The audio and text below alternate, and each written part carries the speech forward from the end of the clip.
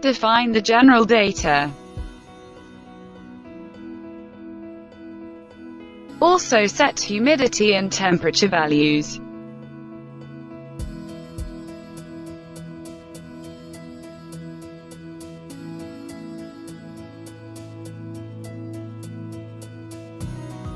Once the model is defined, calculate the anti-optimum condition without any insulation.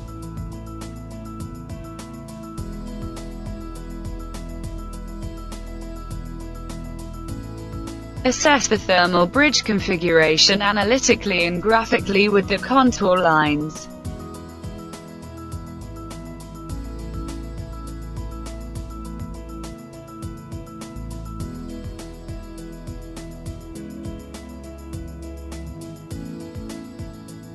Also get a precise mold growth risk assessment.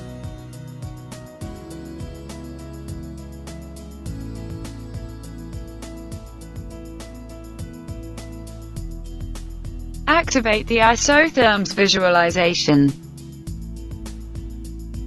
An isotherm represented with a thicker line indicates the minimum temperature to avoid mold formation. View any intersection points between the isotherm and the inner face.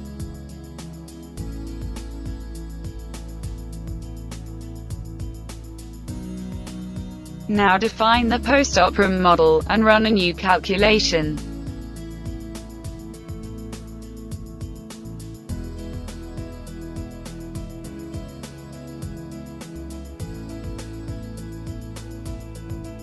Acquire the minimum temperature factor and the minimum temperature for mold formation in the new condition.